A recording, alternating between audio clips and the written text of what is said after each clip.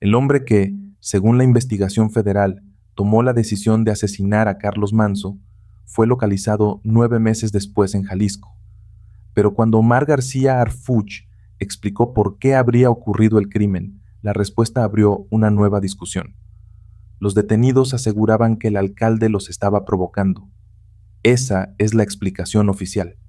Sin embargo, para la viuda de Manso, la captura del R1 no cierra el caso. Apenas permite formular con mayor precisión la pregunta que sigue pendiente. ¿El crimen organizado actuó solo o alguien más necesitaba que Carlos Manso dejara de hablar? El 30 de julio de 2026, agentes federales y elementos de fuerzas especiales llegaron hasta Atotonilco, Jalisco. Su objetivo era Ramón Ángel Álvarez Ayala, conocido como el R1. Las autoridades lo identifican como líder de los R's, una célula relacionada con el cártel Jalisco Nueva Generación, y señalada por actividades de extorsión, homicidio y tráfico de drogas en distintas zonas de Michoacán. Según la información publicada, los hombres que protegían al R1 reaccionaron al advertir la presencia de las fuerzas de seguridad. Se produjo un enfrentamiento y uno de los integrantes de su círculo de seguridad perdió la vida. El R1 fue detenido. No era una captura más. Harfuch lo presentó como el principal autor intelectual del asesinato del alcalde de Uruapan y como la persona que, presuntamente, participó directamente en la decisión, la planeación y el financiamiento del crimen. Con él, la cifra de personas detenidas por el caso ascendió a 31. Pero para comprender por qué su captura era tan importante, había que regresar 9 meses. La noche del 1 de noviembre de 2025, Uruapan celebraba el Día de Muertos. Carlos Manso se encontraba en un acto público, rodeado de ciudadanos y acompañado por su familia. Era uno de los alcaldes más reconocibles de Michoacán. Había construido buena parte de su identidad política, denunciando las extorsiones, la presión sobre productores y comerciantes, y la capacidad de los grupos criminales para imponer sus reglas en la región. Manso no hablaba como un funcionario que quisiera mantener el conflicto lejos de las cámaras. Señalaba públicamente la gravedad de la situación. Reclamaba apoyo al gobierno estatal y al gobierno federal. Advertía sobre la vulnerabilidad de los municipios y sabía que esa exposición podía convertirlo en objetivo. Aquella noche, un joven de 17 años consiguió aproximarse y disparar contra él. El alcalde murió. El presunto agresor fue abatido por integrantes de la seguridad del funcionario. Lo que debía ser una celebración pública se convirtió, en cuestión de segundos, en la escena de uno de los crímenes políticos más graves del país. El asesinato provocó protestas, reclamos de justicia y una pregunta inmediata. ¿Cómo había podido una célula criminal acercarse a un alcalde amenazado en medio de un evento público y pese a la presencia de su equipo de seguridad? La primera respuesta parecía estar en el autor material, pero el joven que disparó no podía explicar por sí solo la operación. Había que saber quién lo había reclutado, quién conocía los movimientos del alcalde, quién eligió el momento y, sobre todo, quién había dado la orden. La investigación comenzó a reconstruir una cadena. No se trataba de un comando que hubiera aparecido de improviso. Según la versión presentada por las autoridades, los participantes observaron los movimientos de Manso, compartieron información sobre su ubicación y mantuvieron comunicación mediante un grupo de mensajería. En aquellas conversaciones se hablaba del seguimiento al alcalde, del momento adecuado para acercarse y de las instrucciones que descendían desde niveles superiores. La tecnología utilizada no era extraordinaria. No hacía falta una sala clandestina llena de pantallas. Bastaban teléfonos, personas situadas cerca del objetivo y alguien con acceso a su rutina. Ahí apareció Jorge Armando N., conocido como el licenciado. El 19 de noviembre, poco más de 2 semanas después del asesinato, García Harfuch anunció su detención en Morelia. El gobierno lo identificó como uno de los autores intelectuales y como uno de los dirigentes de la célula que había planeado el ataque. En el operativo participaron instituciones federales y estatales, entre ellas la Secretaría de Seguridad, el Centro Nacional de Inteligencia, Defensa, Marina, la Fiscalía General de la República, la Guardia Nacional y las autoridades de Michoacán. La captura del licenciado cambió la investigación porque permitió mirar por encima de los autores materiales.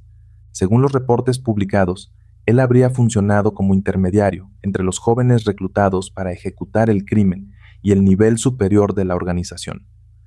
Era quien transmitía instrucciones, exigía información y mantenía el contacto con las personas encargadas de seguir a Manso. En las comunicaciones analizadas por los investigadores, aparecía repetidamente una figura descrita como el patrón, la persona a la que se consultaba, la persona de la que provenían las órdenes, la persona que debía ser informada de los avances. Los testimonios condujeron al R1. Ramón Ángel Álvarez Ayala no era un nombre desconocido para las autoridades.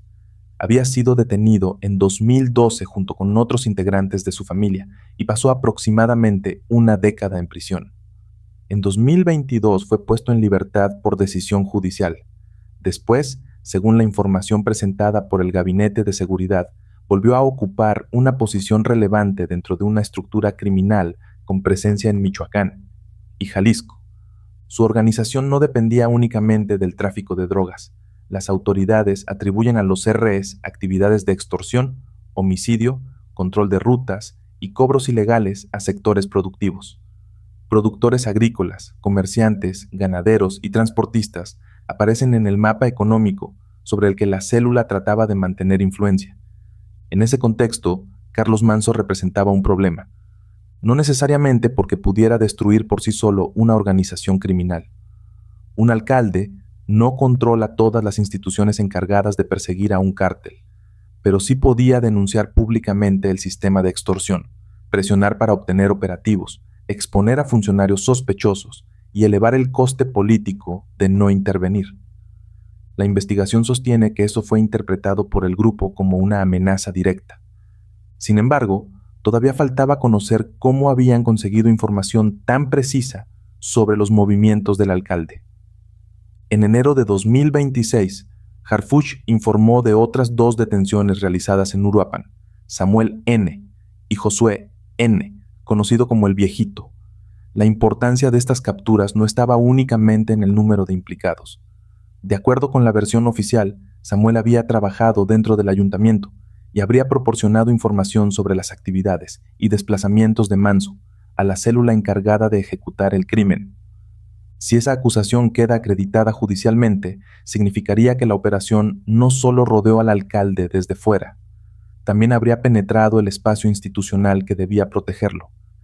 Ese es uno de los elementos más inquietantes del caso. Una organización puede vigilar una calle, puede seguir un vehículo, puede colocar observadores en un acto público, pero conocer una agenda, anticipar cambios y saber cuándo una persona estará expuesta exige, en muchas ocasiones, información procedente de su entorno. El homicidio de Carlos Manso no revelaba únicamente la capacidad de una célula para contratar a un tirador. Mostraba la posibilidad de que el crimen organizado hubiese encontrado colaboradores, filtraciones o puntos de acceso dentro de la propia estructura municipal. La investigación continuó durante meses. Las autoridades detuvieron a presuntos reclutadores, operadores logísticos, integrantes de la célula, personas relacionadas con la vigilancia y miembros del entorno de seguridad. Uno de los detenidos fue identificado como reclutador de personas procedentes de centros de rehabilitación para adicciones, que posteriormente eran utilizadas por grupos criminales para tareas de distribución de drogas, o como sicarios. Este dato permitía comprender otra parte del mecanismo. El autor material podía ser sustituible. El intermediario podía buscar jóvenes vulnerables. Los vigilantes podían mezclarse con la multitud. Pero la decisión seguía procediendo de una posición superior. A medida que avanzaban los interrogatorios, las intervenciones telefónicas, los análisis forenses y el estudio de depósitos y comunicaciones, el nombre del R1 aparecía con mayor fuerza. Según la reconstrucción oficial, no se limitó a conocer el plan. Habría participado en la decisión, aportado recursos y autorizado su ejecución. Durante meses, encontrarlo se convirtió en una de las prioridades del Gabinete de Seguridad en Michoacán.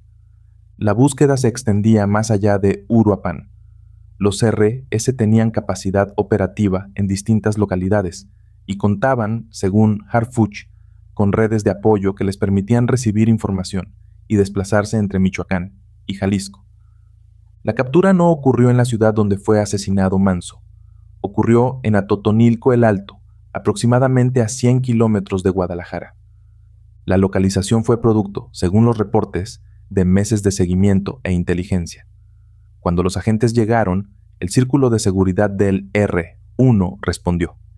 El enfrentamiento terminó con su detención y con la muerte de uno de los hombres que lo acompañaban. El objetivo, que durante meses había permanecido por encima de la cadena operativa, estaba bajo custodia. Y entonces apareció la respuesta que podía modificar la comprensión del caso. ¿Por qué Carlos Manso? Harfuch explicó que varias entrevistas y declaraciones coincidían en una misma idea. Los integrantes de la organización consideraban que las acciones del alcalde constituían una provocación contra ellos. No una provocación en el sentido cotidiano de la palabra, no una discusión personal. Para una estructura que obtiene poder mediante el miedo que una autoridad denuncie las extorsiones, cuestione su presencia y solicite operaciones, puede ser interpretado como una ruptura del orden que intenta imponer. La autoridad municipal estaba diciendo públicamente que el grupo no debía gobernar desde las sombras. La organización, según la hipótesis oficial, decidió responder eliminando a quien pronunciaba ese desafío. Las autoridades sostienen que el R1 tomó parte en esa decisión y que el crimen fue organizado por los R's, una célula vinculada al cártel Jalisco Nueva Generación. También aseguran que Nemesio Oseguera Cervantes, el Mencho, tuvo conocimiento previo de la planeación. Harfuch aclaró que los datos disponibles no permitían afirmar que el líder del cártel hubiera ordenado o dirigido personalmente el atentado. Esa distinción es importante. Conocer un plan no es lo mismo que ordenarlo. Mantener vínculos con una célula no demuestra automáticamente la responsabilidad penal por cada uno de sus actos.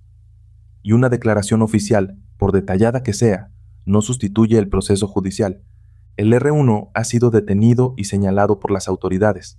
Su responsabilidad deberá ser determinada ante los tribunales, pero el expediente criminal, según el gobierno, ya permite dibujar una secuencia.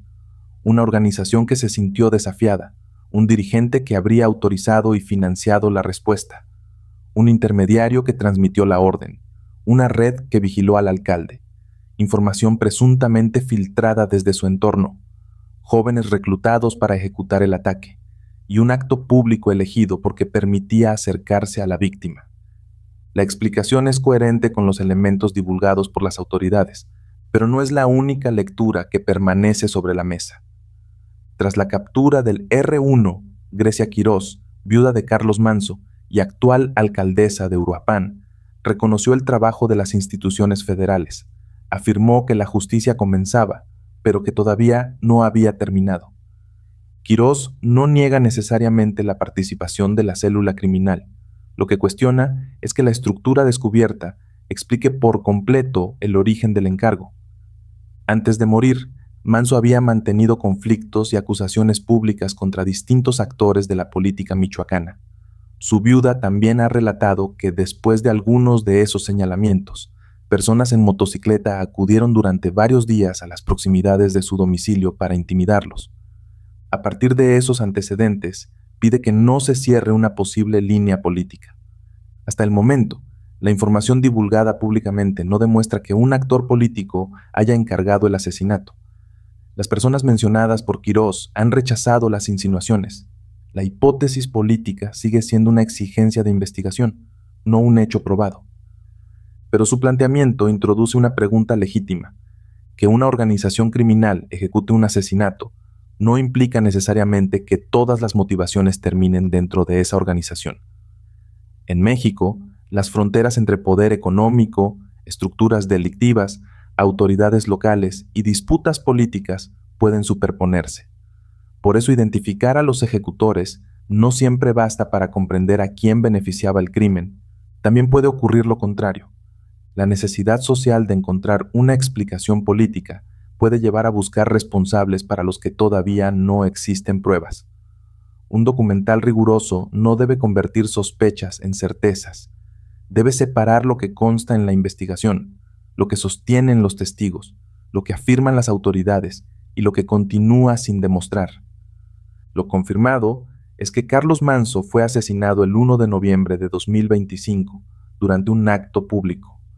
Lo confirmado es que la investigación ha producido decenas de detenciones. Lo publicado por las autoridades sostiene que el licenciado transmitió instrucciones, que personas vinculadas al ayuntamiento proporcionaron información y que el R1 habría participado en la decisión, planeación y financiamiento. La explicación oficial del móvil es que la célula criminal consideraba las acciones del alcalde una provocación. Y lo que permanece abierto es si esa motivación explica por sí sola todo el entramado. La captura del R1 representa el punto más alto de una investigación desarrollada durante 9 meses. También plantea un reto para las autoridades. Detener a la persona señalada como máximo responsable operativo no desactiva automáticamente las redes de extorsión que daban poder a su organización. Harfuch ha señalado que Rafael Álvarez Ayala, el R2 y hermano del detenido, habría quedado al frente de la facción. Si esa estructura conserva colaboradores, información y capacidad económica, la caída de un dirigente puede alterar el mando sin eliminar el sistema. El caso de Manso no es únicamente la historia de una captura, es la historia de una autoridad municipal que denunció públicamente la presión criminal y terminó asesinada en un espacio que debía ser seguro. Es la historia de una investigación que avanzó desde un joven armado hasta los niveles superiores de una organización. Y es también la historia de una posible infiltración, la sospecha de que quienes perseguían al alcalde conocían sus movimientos porque alguien situado cerca de él estaba dispuesto a transmitirlos. Después del asesinato, el gobierno federal desplegó más de 10,000 elementos en Michoacán como parte de un nuevo plan de seguridad. Pero la pregunta más difícil no se responde solo con efectivos, vehículos o detenciones. ¿Cómo se protege a una autoridad cuando la amenaza puede conocer su agenda desde dentro?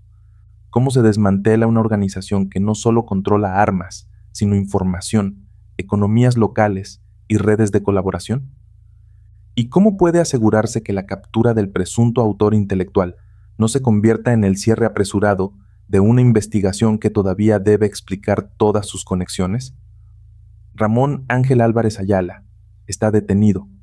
El gobierno sostiene que ordenó y financió el asesinato. Las declaraciones de otros implicados, las comunicaciones intervenidas y los movimientos financieros forman parte de la estructura probatoria que deberá presentarse ante un juez. La viuda de Manso exige que se investigue más allá. Entre esas dos posiciones se encuentra ahora el verdadero centro del caso. La captura del R1 puede haber completado la cadena criminal inmediata. Puede haber permitido identificar quién tomó la decisión dentro de los Rs. Pero todavía queda por saber si aquella decisión surgió exclusivamente de una organización que se sentía desafiada, o si, detrás de la orden, existían intereses que aún no han aparecido en el expediente público. Porque encontrar al hombre que presuntamente dio la orden no siempre significa haber descubierto todas las razones por las que esa orden fue dada.